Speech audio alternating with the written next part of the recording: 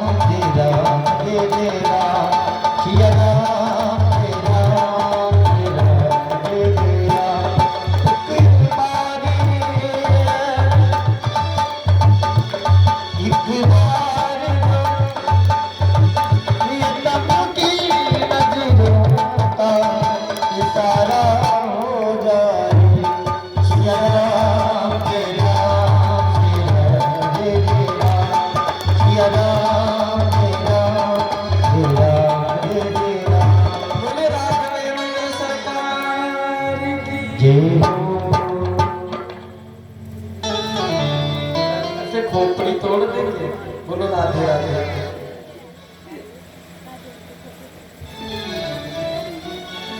पितामह भीष्म कहते हैं प्रभु आप केवल देख कर कौरव का आयु कम कर रहे थे।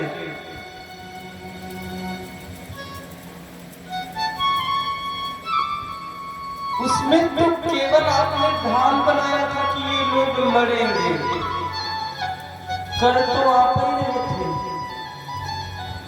आज युधिष्ठिर को समझ आया कि भगवान ने केवल हमें आधार बनाया था, करता धरता तो इन्हीं है। बाबा बोले ये दिया गए हो प्रभु, तो आप तब जाइएगा जब हमारी बिटिया का विवाह करा दीजिएगा। भगवान चक्कर में कि बाबा आपने अपना विवाह नहीं किया, फिर आपने बिटिया क्या आई?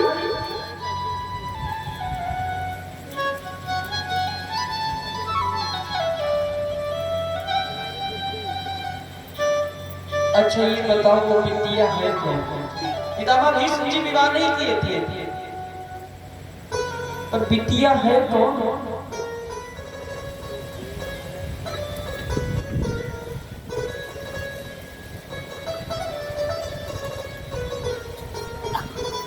वो बिटिया है उनका मुंह, उनकी नक। ऐसा कौन सा मन है जिस मन में और इच्छाएं न हो पाने की? पितामह भीष्म कहते हैं प्रभु मेरी ऐसी बिटिया है जिसको कोई हो सकता नहीं। कम से कम हमारी बिटिया जिस योग्य है उस योग्य पर भी तो मिले। मति जो हमारा मन है, जो हमारा जीव आत्मा है, उसी को बिटिया बता रहा है। प्रभु जैसे हमारी बिटिया है वैसे वर भी चाहिए। अब आप आए हैं ना तो मेरे तरफ मुस्कुराते रहो, ऐसे मुंह लटका के मत बैठो। जब तक मैं मरूं ना तब तक आप जाना नहीं। भगवान बोले बड़े तगड़ी ड्यूटी लगा है बाबा ने। कहे बाबा को वरदान है इच्छा मृत्यु, जब चाहेंगे तब मरेंगे, और इस मृत्यु लोक में कोई मरना चाहता है। बड़ी तगड़ी ड्यूटी लगाई गई। बाबा जी सोचे अब हमें मरना नहीं तो हम कहाँ तक खड़े रहेंगे। बाबा बोले ऐसे मुंह लटका कर मत खड़े हो। क्यों? वो मुस्कुराते रहो, क्योंकि अरे तेरी मंद मंद मुस्कानिया पे, तेरी मंद मंद मुस्कानिया बलिहार सावरे, बलिहार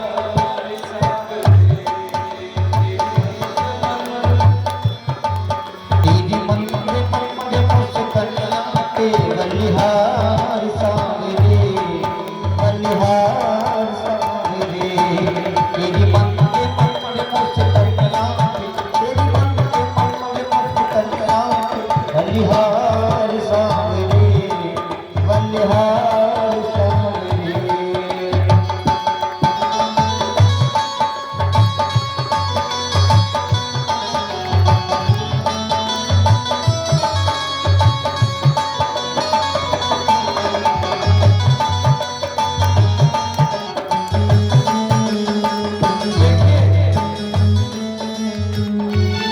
हम लोग तो भजन कर रहे हैं, लेकिन बाबा जानते हो क्या कर रहे हैं? बाबा भगवान के लीलाओं का अपने मन में आज ध्यान पूर्वक देख रहे हैं कि कैसे भगवान ने माखन लीला किया, कैसे रास रचाया, कैसे गोकुल से मथुरा आदि आदि सब निर्माण किए। और हम आप क्या कर रहे हैं? भगवान की छटा को निहार रहे हैं। तेरे बाल बड़े घुंघराले, बादल हो काले काले। तेरे बाल बड़े घुंघराले, बादल हो काले काले। तेरे बाल बड़े घुंघराले, बादल हो काले काले। तेरे बाल बड़े घुंघराले, बादल हो काले काले। तेरी मोर मुकुट लगी कन्हैया, तेरी मोर मुकुट लगी कन्हैया पे बलिहार सावरे बलिहार। तेरी मोर मुकुट लग कन्हैया पे, तेरी मोर मुकुट लग कन्हैया पे। बलिहार सावरे, बलिहार सावरे।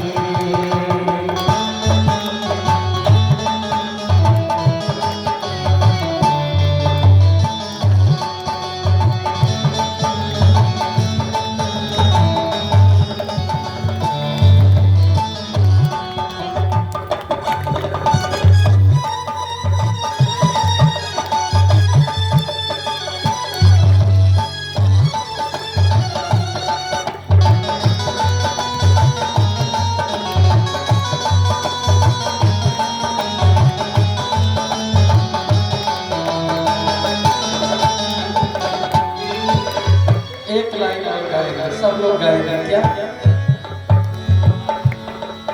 तेरे नैन बड़े काले, मटके हैं काले काले। तेरे नैन बड़े मतवाले लगते हैं प्यारे प्यारे। तेरे नैन बड़े मतवाले, लगते हैं काले काले। तेरे नैन बड़े मतवाले लगते हैं प्यारे प्यारे। तिरछी सी चितवनिया, तेरी तिरछी सी चितवनिया, तिरछी सी चितवनिया पे बलिहार सावरे बलिहार। तेरी तिरछी सी चितवनिया पे बलिहार सावरे, बलिहार सावरे। तेरी मंद मुस्कनिया, तेरी मंद मुस्कनिया पे बलिहार सावरे बलिहार। तेरी मंद मंद मुस्कनिया, तेरी मंद मंद मुस्कनिया पे बलिहार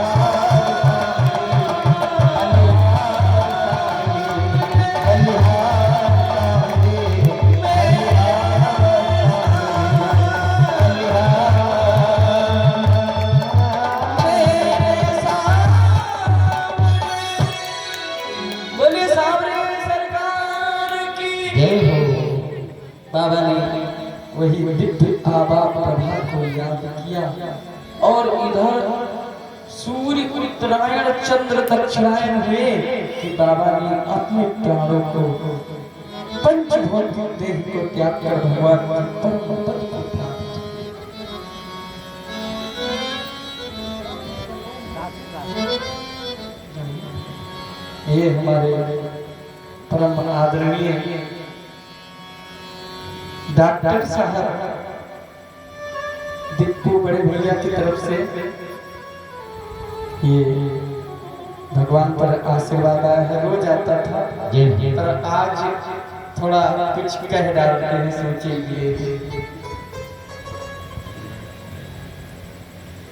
अरे लगवाई दो राधा रानी, लगवाई दो राधा रानी, भैया के एक करोड़ की रानी, लगवाई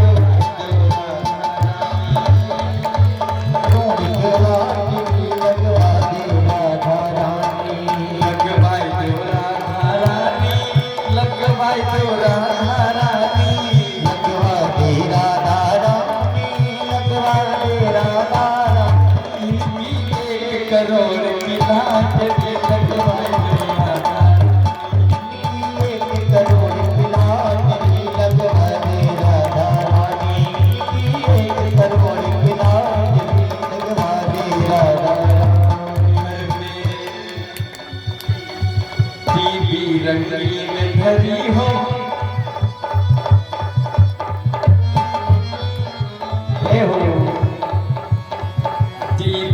लीन धरी हो, बीबी की बेटा खड़ी हो, द्वारे पे फॉर्च्यूनर की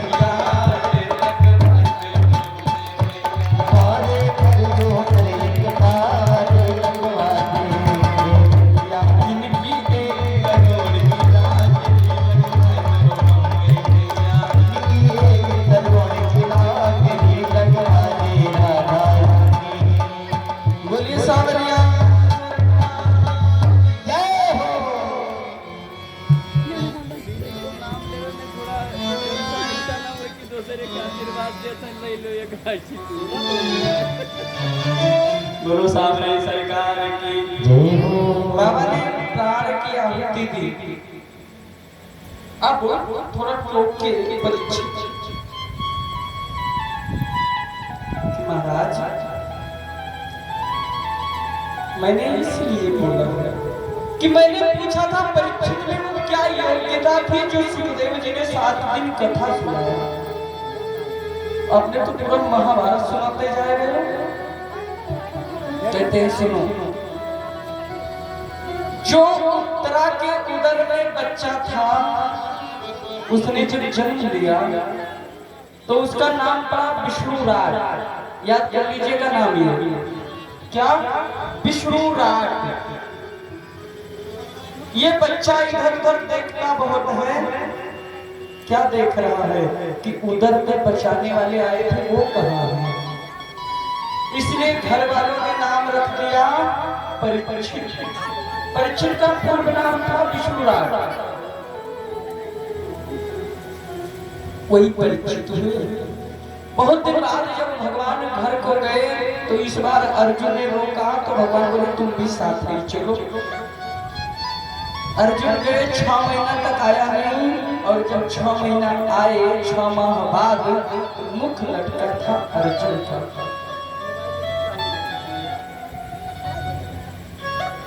मां ने पूछा, अर्जुन तेरा ये मुख मलिन क्यों है? कहीं तूने गौ हत्या तो नहीं कर दिया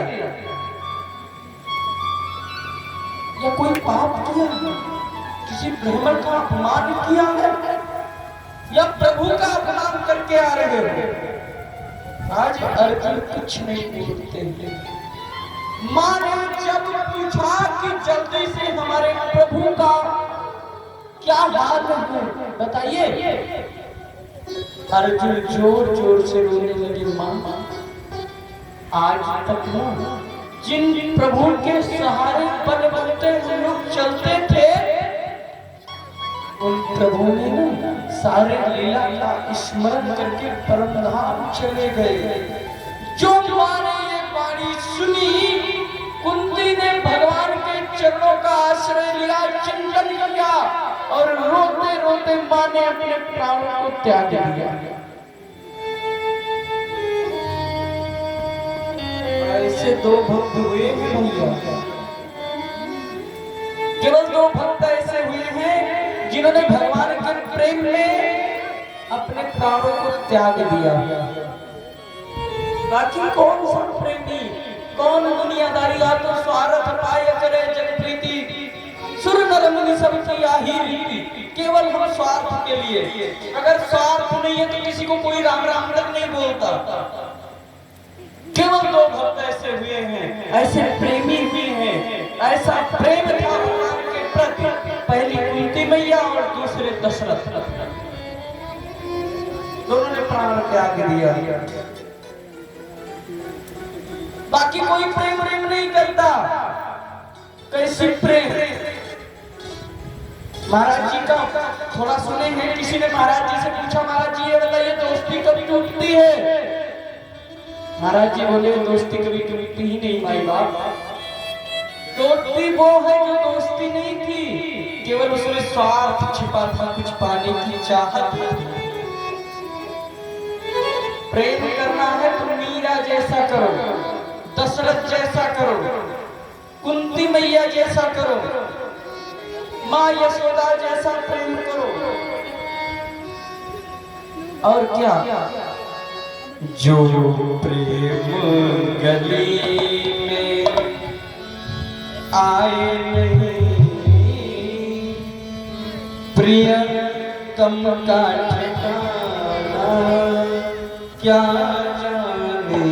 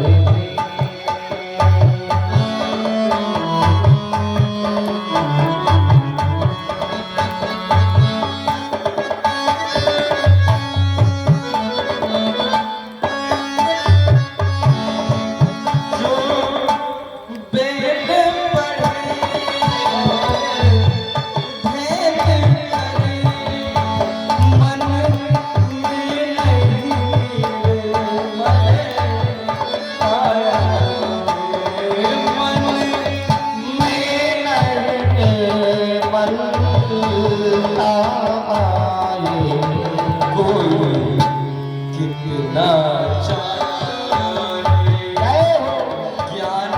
कहे भगवान को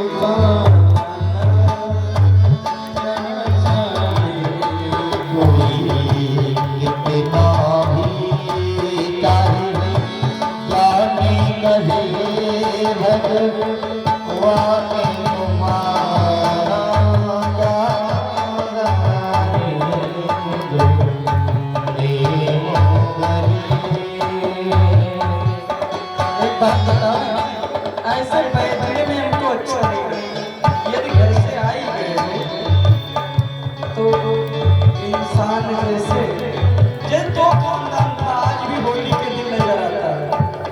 जो प्रहलाद के खानदान के हैं वो लोग गुलाल लगाते हैं, गले मिलते हैं, और जो हिरण्यकश्यप के खानदान के लोग हैं वो लोग पीते हैं और मार करते हैं।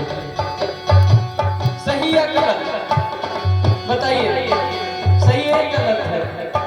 यदि सही है और आज सब लोग भगवान यानी कि मनु के ही खानदान के आए हैं, तो हमारे साथ ऐसे ऐसे मीठी मीठी गालियों के साथ गाइए और कहना है क्या?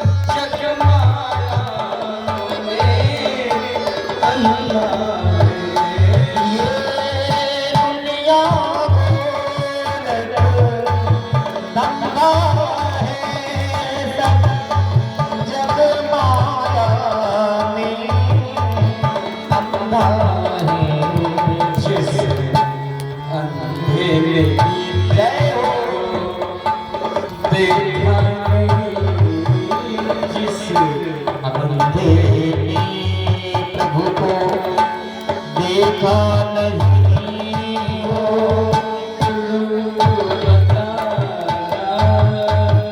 क्या जाने जो गली में आए नहीं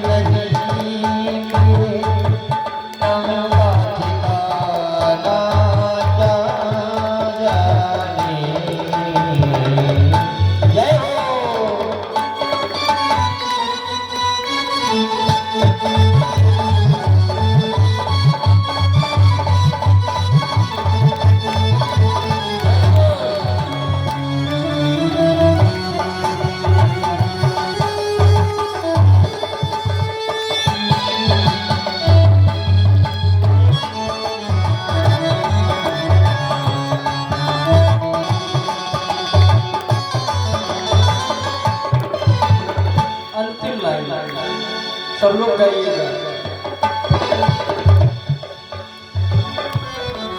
जिस दिल में न पैदा दर्द हुआ जाने जिस दिल में न पैदा दर्द हुआ जाने पीर कराइया। राह दीवानी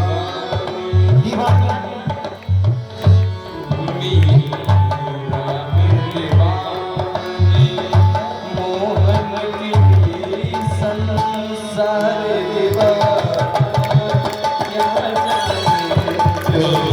राहे दीवानी मोहन की संसार दीवाना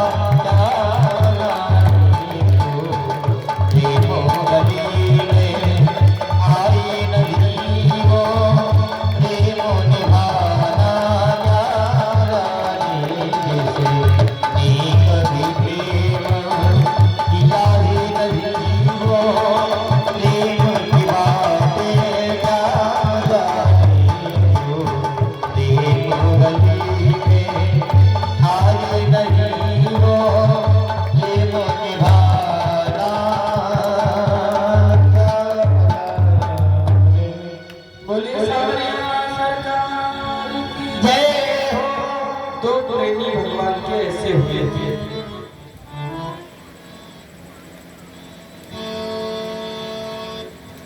जिन्होंने सचमुच प्राण दे दिए।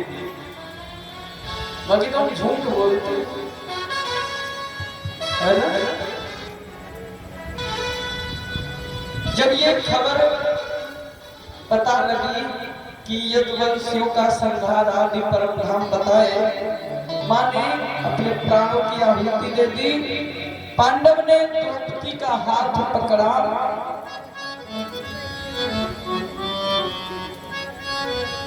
और परीक्षित को सत्ता का भार सौंप कर परम धाम को चले गए। बहुत छोटी सी अवस्था में परीक्षित पर सारा राज्य का लार भार आ गया। जहां भी जाते हैं अपने पूर्वजों की प्रशंसा पाते हैं। एक दिन सोचे चलो कम से कम अपने राज्य का निरीक्षण करावे, प्रजा से थोड़ा मिलावे, कहीं हमारी प्रजा कोई दुखी तो नहीं है। परीक्षित गए, जहां भी जाते हैं पूर्वजों की प्रशंसा। ऐसी एक विचित्र जगह पर पहुंचे, बड़ा अजीब जगह, जहां पे एक गाय है और एक बछड़ा है। बछड़े का 3 पैर टूटा है और एक धुर्त पीछे से खूब गाय और बछड़े को पीट रहा है, बहुत पीट रहा है। गाय रो रही है, दोनों आंखों से झरझर आंसू बह रहे थे। परीक्षित ने देखा इस दृश्य को। बछड़ा के 3 पैर टूटे हैं, केवल 1 पैर है और फिर भी वो धुर्त पीछे से पीट रहा है। 1 पैर पे बछड़ा चल रहा है।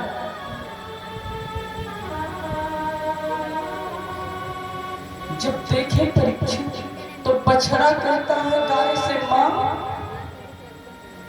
आप इसलिए रो रही हो कि हमारे पैर टूट गए, एक ही बचा, या इसलिए रो रही हो कि ये धुर्त मेरी पिटाई करते करते मुझे मार देगा, अन्यथा इसलिए आप रो रही हो कि हमारे प्रभु आज नहीं है, वो परम धाम चले गए। वो थे ना तो हम पे वो करुणा बरसाते थे कि एक बार गलती से काली देह का हमने जल स्पर्श किया था हमारे प्रभु स्वर्ग से जाकर अमृत लाके हमको पिलाया था। आज वो चले गए हैं, इसलिए आप रो रही हो ना हमारे दुख से।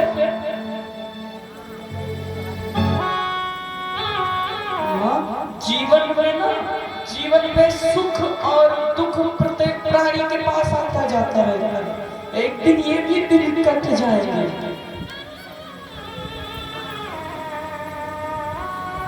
इस वार्तालाप को परीक्षित ने क्यों सुना? आगे पहुंचे और निकाल खड़ा बोले, माँ आपकी वार्तालाप को सुनकर मैं समझ गया आप कोई साक्षात गाय बछड़े नहीं है,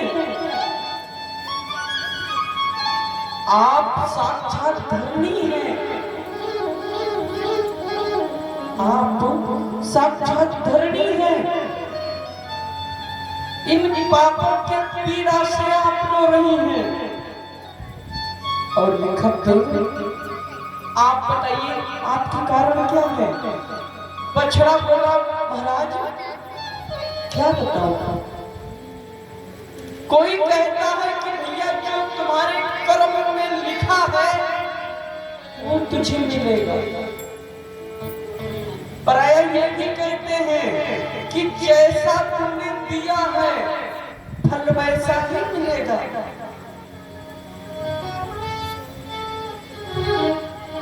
कोई कहता है नहीं, भगवान के बिना पत्ता भी नहीं हिलता, जो करते हैं सब वही करते हैं। कोई कहता है नहीं महाराज ग्रह नक्षत्र थोड़ा गड़बड़ चल रहा है। महाराज मैं अपने इस दुख का कारण किसे बनाऊं? कर्म को बनाऊं या मैंने जो दिया है वही आज पा रहा हूं उसे मानूं, या फिर भगवान को दोष दूं कि मुझे ये दुख क्यों दे रहे हो प्रभु, या फिर अपने ग्रह नक्षत्र पर निर्भर हो जाऊं।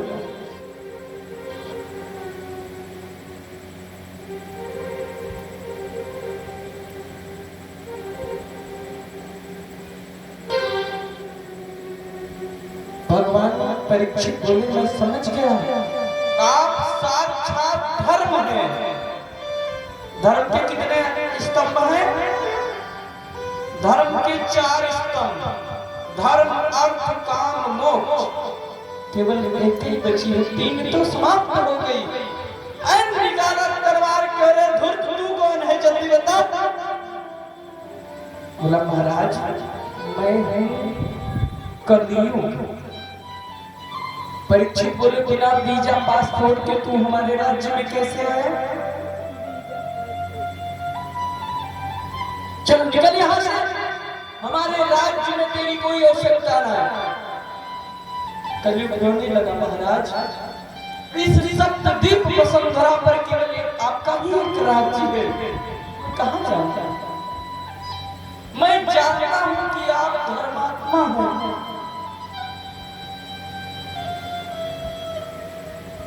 पर जैसे सतयुग त्रेता द्वापर वैसे मेरा भी नंबर है सरकार का।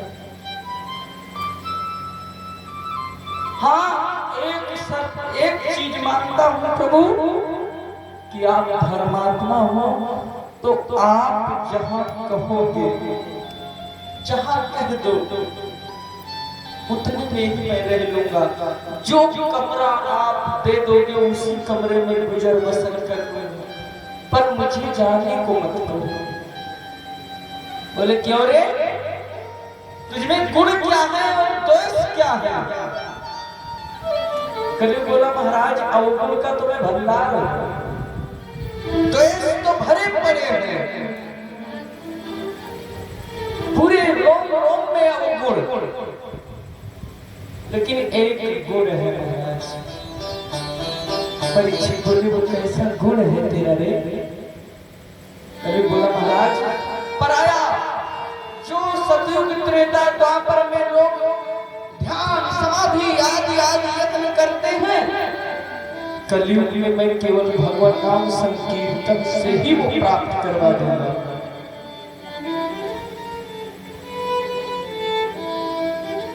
परीक्षित रीझ गए उसके बाद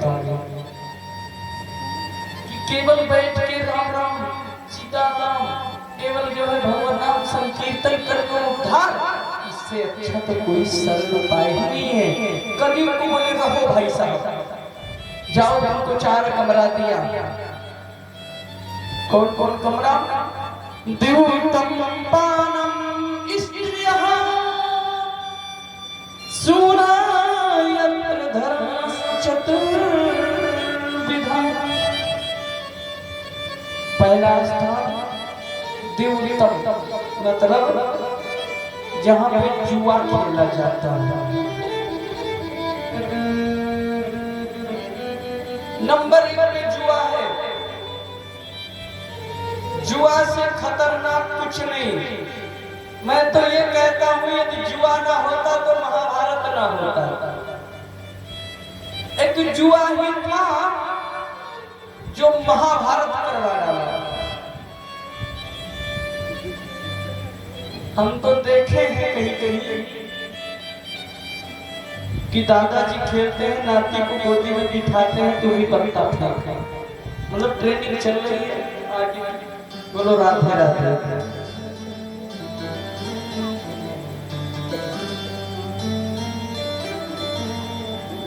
लोग कहावत भी कहते हैं कि जुआ किसी का ना हुआ, फिर भी लोग खेलते हैं। और जो खेलते हैं उन्हें थोड़ा टाइम हर स्थिति में निकाल देते हैं खेलने। दूसरा पाना, जहां मदिरा बनता हो वहां भी अपना स्थान जमा लो। आज वो प्रवृत्ति बन गई है, कुछ घर बचे हैं पीने के मामले में। भाई साहब से 1 रुपया आरती में डालने का बात पड़ जाए तो भाई साहब के पास नहीं निकलेगा, और बात पड़ जाए वहां की पूछो मत।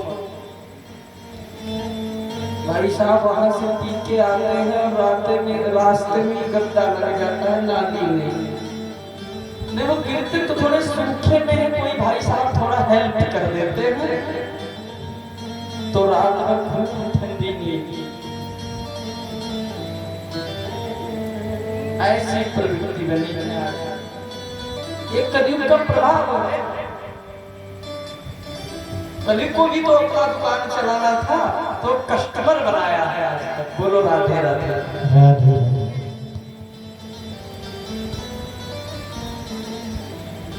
तीसरा स्थान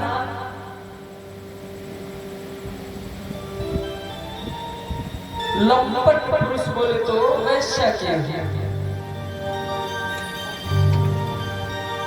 आजकल देखा जाए तो वहां की भी प्रवृत्ति बड़ी तेज है। इस कथा में हमारे 50 यदि आते हैं तो यदि हमारे जजमान जी व्यवस्था करवा दें उधर नाचने वाला तो उस दिन 5000 की संख्या मिलेगी। बोलो राधे राधे। बिना निमंत्रण के लोग आएंगे, पैसा तो ऐसे लुटाते हैं जैसे लग रहा है करोड़पति वो टाटा अंबानी के घर से आए हुए हैं। बोलो राधे राधे। पत्नी 10 रुपया मांगे दूध के लिए भाई साहब के पास नहीं होता है, वहां व्यवस्थाएं देख लीजिए। एक गीत था, ऐसे गाना नहीं चाहिए, एक लाइन कह देंगे वो दिवाकर द्विवेदी जी गाएगा, इसलिए गाना था, पर वो कलयुग का हकीकत गा दिया था। वो कहते थे कि नंगे चलना फैशन होगा, टोकने वाला दुश्मन होगा। भारत ये हमारा एक दिन लंदन होगा,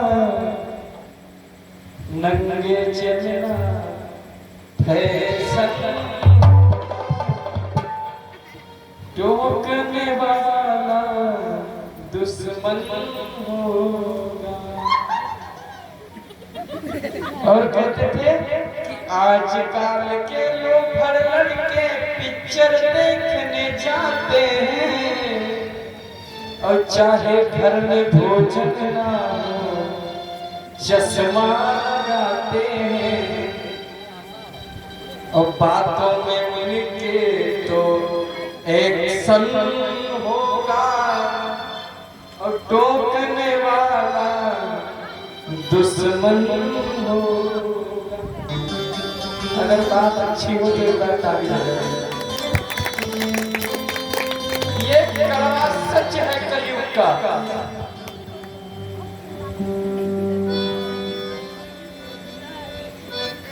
और चौथा कमरा देंगे जहां पर हिंसात्मक चीजें, जहां पर जीव की हिंसा, मतलब जहां पर पशु काटे जाते हैं, मारे जाते हैं, वहां भी तुम अपना आसन जमाओ।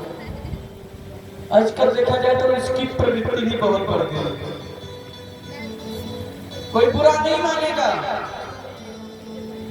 ब्राह्मण भी इतना गिर गए हैं।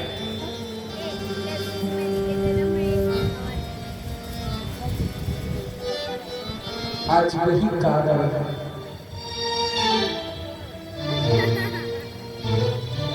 पहले ब्राह्मण थे, ब्राह्मण से बाप हम बन गए, बोलो राधे राधे। 4 स्थान दिया तो कभी कभी कहा महाराज आपने तो केवल मेरे दोषों पर ही ध्यान दिया है, परिवार थोड़ा बड़ा है सरकार, एक कमरा एक। परीक्षित बोले चल मांग जो तुझे चाहिए वैसा कमरा एक दे दूंगा। क्या कहता है पुनः याचक मानाय जात रूप पमदात प्रभु, केवल एक कमरा और दे दीजिए। तो परीक्षित बोले मांगो। तो कहते हैं मुझे एक स्वर्ग में जगह मिल जाए। परीक्षित बोले तथास्तु, दिया। यहाँ एक सूत्र मिलता है कि यहाँ पर परीक्षित ने कलियुग को स्वर्ण में वास दिया है ना। अभी यही तो कह रहे थे भागवत के 11 स्कंद में उद्धव से कहते हैं कि धातु नाम स्मिन् कंचनम, धातु में सर्वश्रेष्ठ स्वर्ण, इसलिए सोने में उद्धव मेरा ही वास समझो। भगवान क्या बोल रहे कि धातु में स्वर्ण श्रेष्ठ है, उसमें साक्षात मेरा वास समझो। अब ये बताओ कि सोना में कलियुग का वास माने कि भगवान का? उत्तर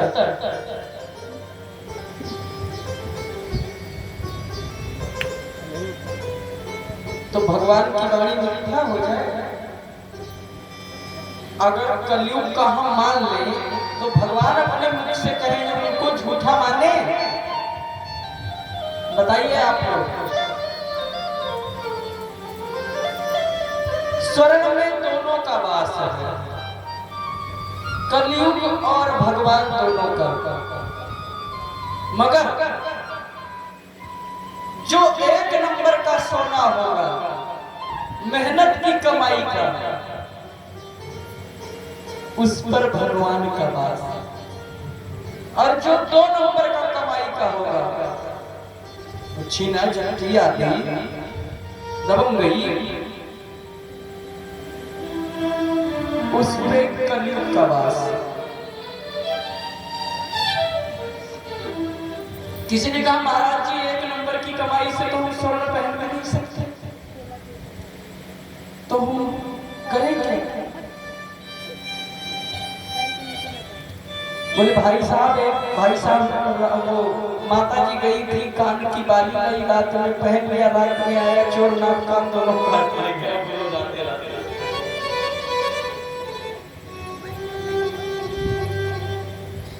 उपाय तो सबसे पहले भगवान को चढ़ाएंगे, वही से कलयुग समाप्त, वही भगवान से का वास। अब माता जी जल्दी जल्दी में लाई थी, काम पहन गया, रात में चोर आया, नाक समेत काट के ले गया। बोलो राधे राधे।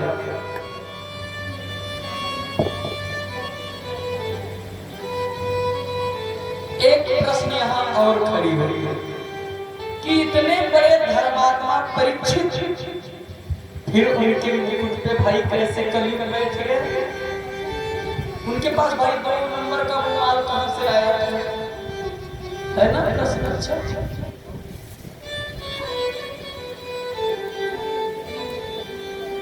वो जो मुकुट था वो मुकुट जरासंध का था। जब जरासंध को पराजित किए थे तो पहले क्या होता था, जिन राजा को हराते थे या तो राज्य लेते थे या तो उनका मुकुट ले आते थे। परीक्षित के पूर्वजों ने जरासंध को हराया तो मुकुट ले आए। और होनी प्रबल हानि लाभ जीवन मरण जस अपजस विधिहार।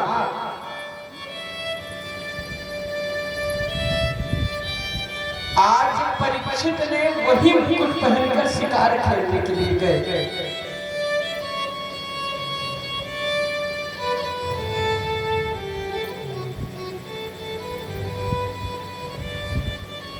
और जाके पहुंच गए समीक मुनि के ऋषि के आश्रम के पास। प्यास लगी थी, आज परीक्षित को पुकारा, महाराज जी, महाराज जी।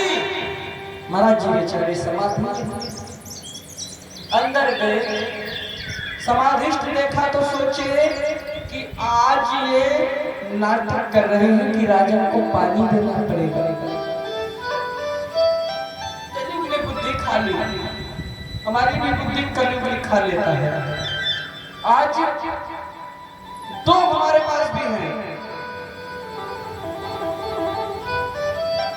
एक बुद्धि तुम्हारी अच्छी वाली कर दिया सो आप बैठे कथा सुन रहे हैं, और एक कलयुग महाराज सबके सर पे बैठा है। सो यही सुनो या फिर सुनने जाने की कोई आवश्यकता नहीं, सब सुनी सुनाई हुई पुरानी कथा। तो नाच कौन सा नया होता है, और वो कलयुग कहता है चलो, ये कलयुग का कारण है।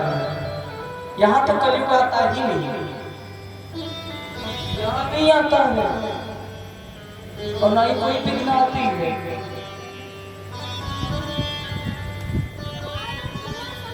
परीक्षित की बुद्धि पलट गई। एक मरा हुआ सर्प पड़ा था, उस सर्प को उठाकर समीक मुनि के गले में लपेट दिया। ये दृश्य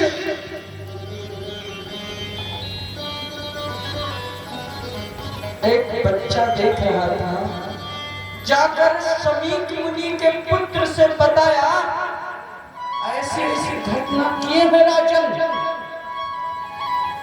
कौश की नदी में वो पुत्र खेल रहा था, जल उठाया और बोला, इतिलंघत मर्यादा तक्षकः सप्तमोहनी तच्छयते संकुलंकारं चोदितं मे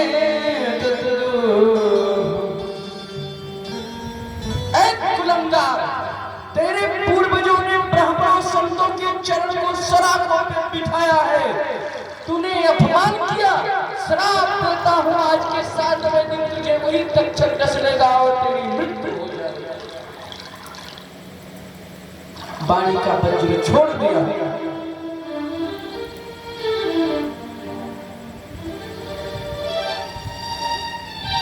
वो बच्चा आया, जोर जोर से बोलने लगा। समीक मुनि की समाधि खुली। समाधि खुली तो देखा कि बच्चा रो रहा है, गोदी में ले लिए, सर पर दूर थे कि तू इससे डरा है, तो मरा मराया है पहले से, इससे तू क्यों डर रहा है? बोले नहीं पिताजी, जिसने इस साहस किया था श्राप दे चुका हूं, 7वें दिन उसको तक्षक काटेगा, उसकी मृत्यु हो जाएगी। गोदी से उतार दिया मुनि जी ने। बोले बेटा तुमने बहुत गलत किया, तुमने अच्छा नहीं किया। इस धरातल पर ऐसे धर्मात्मा राजा आप नहीं मिलेंगे।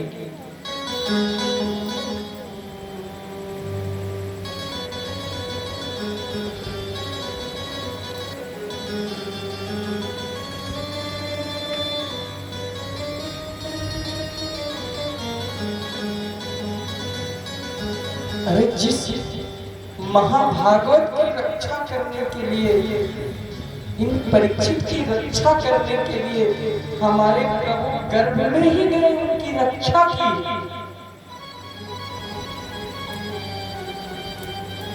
ऐसे परम वैष्णव परीक्षित महाराज को तुमने श्राप दे दिया।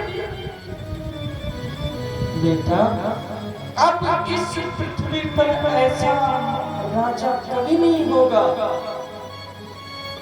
बहुत गलत किया है बेटा, मैं तुझे माफ नहीं करूंगा। लेकिन उस बच्चे ने कहा कि पिताजी उसने आपका अपमान किया था। बोले नहीं बेटा, उनके मुकुट पर कलयुग था, कलयुग ने बुद्धि पलट दी और ऐसे ऐसी स्थिति घटना घटी। मुझे तुरंत चलना चाहिए और ये खबर महाराज को बताना चाहिए कि आपको 7वें दिन मरना है, जो कर सको वो करना। इधर जब परीक्षित मुकुट उतारे हैं, याद आया कि मैंने आज संतों का अपमान किया है।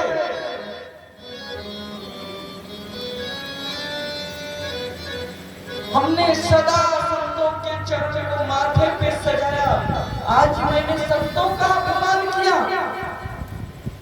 मुझे तो अभी देह का त्याग कर देना चाहिए। इधर तक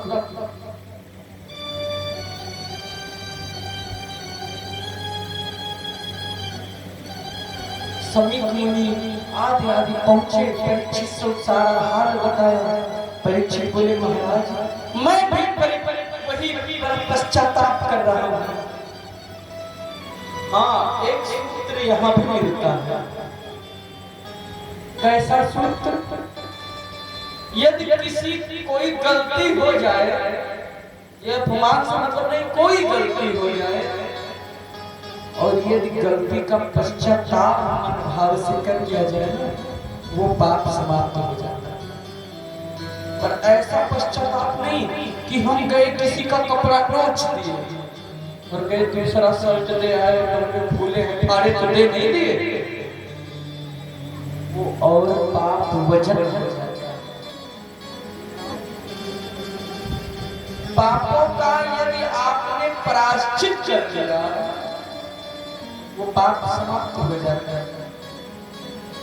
और दूसरी बात, एक सूत्र और है कि जो पाप आपसे हो जाए उसको आपस में बात करके शेयर कर देना चाहिए, पाप हल्का हो जाएगा। पर हम लोग पाप छुपाते हैं और पुण्य किसी से बताना नहीं चाहिए। कभी भी दान करो या कोई अच्छा कर्म करो, वो छुपा के करो, कोई जाने नहीं। क्यों? जो भी तुम्हारा पुण्य जानेगा, तुम्हारा कर्म जानेगा, वो उसका अधिकारी हो जाएगा, उसको भी भाग मिलेगा। हम लोग उल्टा करते हैं, पाप किसी से नहीं बताते हैं कि हमने क्या किया।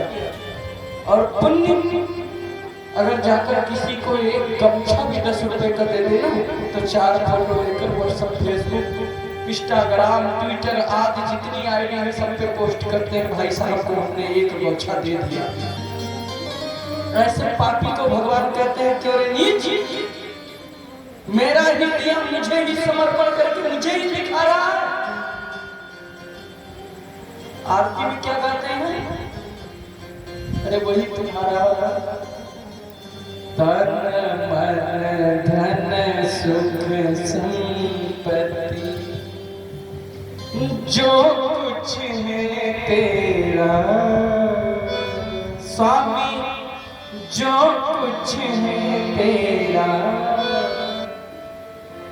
तेरा तुझको अर्पण, प्रभु जी का प्रभु को समर्पण, क्या लागे ओ जय जगदीश। भगवान से कहते हैं जो कुछ है सब तेरा, और उसके बाद में भगवान से कहते हैं हे प्रभु व्यवस्था बनवा दीजिए, गोंडा में जमीन खरीदना था। अभी तक तुम्हारा था वो गा रहे थे, सो गा रहे थे, अब तो मेरा है। दुनिया पलट आती है मेरे, क्योंकि जो तुमने खाया है डकार उसी का आएगा। मूली खा लो तो मूली का डकार जरूर आएगा। एक सूत्र याद आ गया, एक कहानी। एक भाई साहब का विवाह, ससुराल जा रहे थे कुछ दिन बाद, एक गांव के उनके मित्र मिले। भाई साहब कहाँ? बोले वो ससुराल जा रहे हैं। अच्छा विवाह है क्या?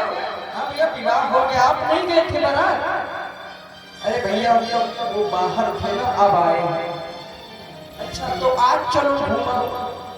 वो चल देते पर वो पैजामा अच्छा नहीं। अच्छा कोई बात नहीं, मैं लिया दूसरा इसे पहन दो। अब पैजामा पहना दिया, भाई साहब ससुराल में गए।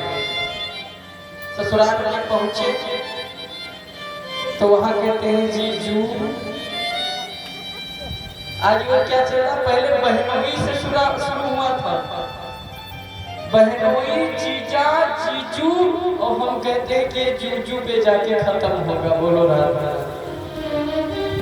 जीजू आपको तो चीने, पर ये कौन भाई साहब आए हैं? बोले वो हमारे दोस्त हैं, विवाह में नहीं आए थे, आज इनको कहे कि ससुराली चलो घुमाओ। तो ये बोले कि हमारा पैजामा साथ नहीं है, तो वो अपना हम दे दिए और ले आए। अब इन्होंने कहा अरे काहे बता रहे हो कि पैजामा मेरा है, बेइज्जती कराओगे? बोले कोई बात नहीं, गलती से निकल गया, 3 साल मेरे हैं, अब नहीं बताएंगे। आगे गए, दूसरे वाले की फिर यही प्रश्न, ये कौन है? बोले ये हमारे दोस्त है, पैजामा ये पहन कर आए हैं, अपना पहन के आए हैं। और सबको सोचेंगे कि अपना क्यों पहन कर आए, पैजामा से क्या वास्ता, वो समझ जाएंगे। वो बोला फिर वही बात, बोले अभी एक बकाया है, वहां नहीं कहेंगे। और वो डकार का मानने वाला वहां पहुंचे, बहुत रोका। ये कौन? बोले सब कुछ करना तो इनके पैजामा के बारे में पूछना। बोलो राधे राधे।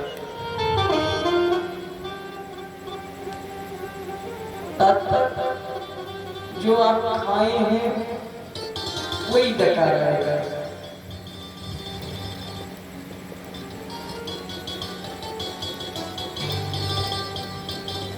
इधर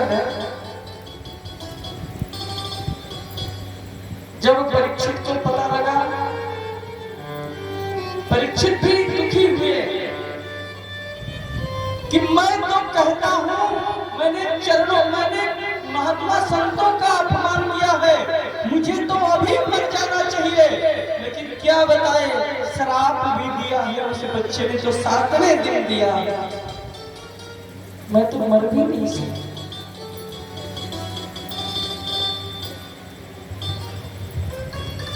पर यदि संत गण आए हो तो ये बताइए कि मरने वाले व्यक्ति को क्या करना चाहिए? कोई नहीं बता पा रहा था। जाकर कहाँ पहुंचे? गोमती तट पर निशान में वो बरगद जो लगा है उसी के नीचे आसन जमाए और सब सत्र आके घेर लिए।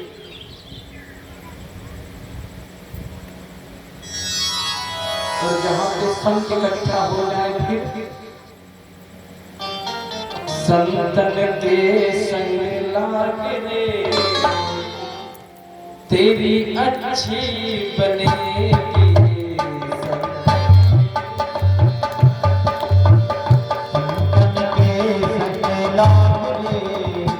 तेरी अच्छी बनेगी संतन के संग लाग रे तेरी अच्छी बनेगी अच्छी बनेगी तेरी बिगड़ी बनेगी अच्छी बनेगी तेरी बिगड़ी बनेगी संतन के संग लागे जग जाए तेरे भाई तेरी अच्छी बनेगी संतन के संग लाग रे तेरी अच्छी बनेगी जय हो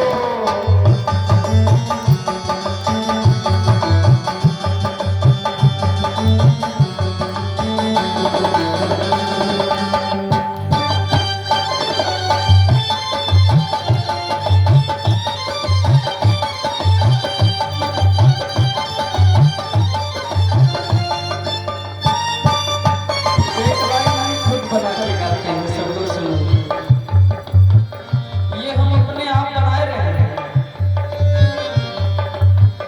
कौवा से तो है कोयल बनाए कौवा से तो है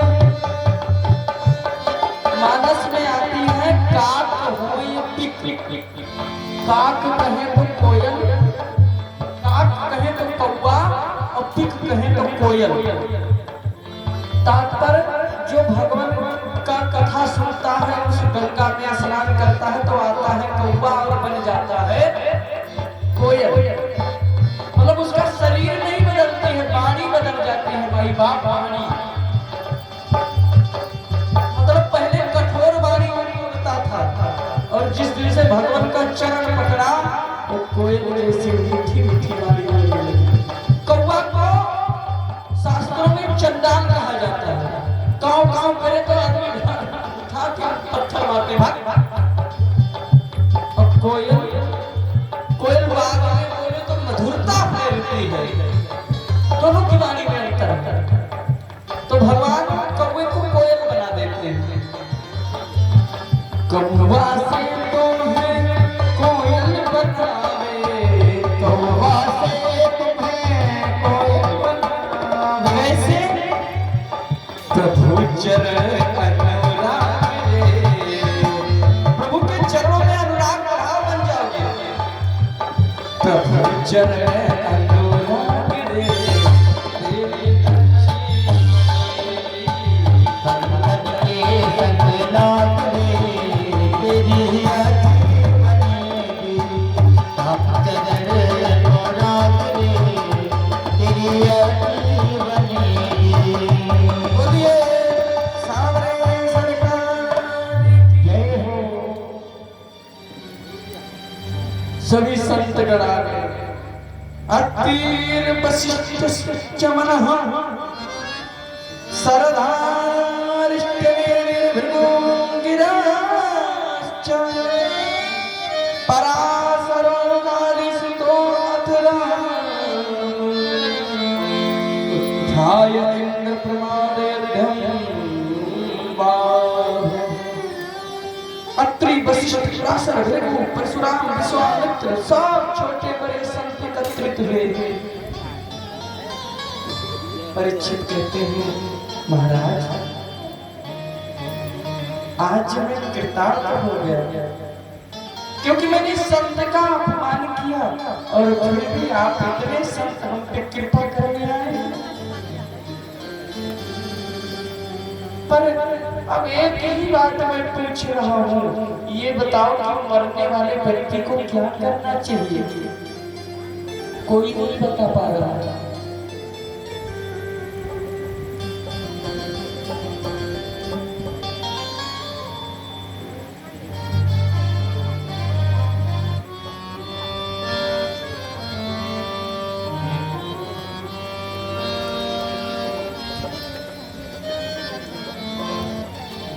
तब तक तत्र भगवान व्यासपुत्रो यदृच्छाया गमगमानो नपेक्षा अलक्षालिंगो निजला भुजंगो वृतश्चावलेन वधूतवेशं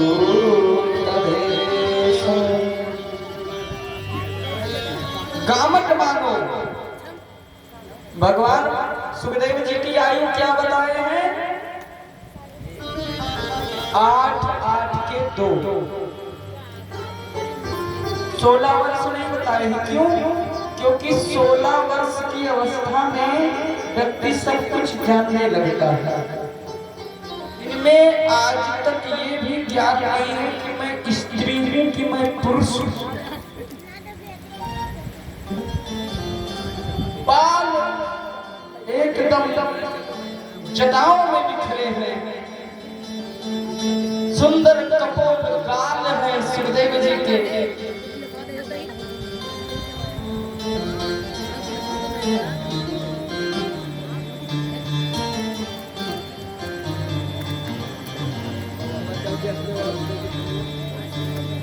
बाहों जो है वो यहाँ तक घुटने तक सुंदर प्रभा कुछ नहीं, अगर दृष्टि तक नहीं डालते हैं। बच्चों ने देखा, बोले पागल बाबा आ गए, पागल बाबा। 8 बच्चे पीछे लग गए, ढीला ले पत्थर लेने लगे हैं, पागल आ गया। जब यहाँ पर पहुंचे सुखदेव जी पहुंचे, 1,000 वर्ष के ऋषि चरणों में लेटे। परीक्षित तुरंत समझ गए कोई छोटी विभूति नहीं। भगवान परीक्षित लेट गए सर के बल। जब ये देखा बच्चों ने बोले भाग चलो, बहुत पिटाई होगी, ये कोई सिद्ध कोट के पुरुष बाबा है। बच्चे डर के मारे भाग गए। आके बिठाया है और बैठाए कि कौनसोपचार पूजन भी बाद में किए। सबसे पहले परीक्षित बोले, ये बताओ महाराज, सबसे पहले कौनसोपचार पूजन और पश्चात में तुरंत पूछ लिया, ये बताओ महाराज कि मरने वाले व्यक्ति को क्या करना चाहिए। और आज गदगद हो गए परीक्षित। यहाँ तो कहते हैं कि कौन आया? बोले साक्षात भगवान आ गए। बोले भक्तवत्सल भगवान की जय हो। बोले कौन भगवान? बोले भगवान व्यास पुत्र, व्यास जी के पुत्र सुखदेव जी। बोले भगवान क्यों? बोले जो किसी का कल्याण कर दे वही तो भगवान है। हरिवंश पुराण में प्रण आता है, भगवान के शास्त्रों होता है।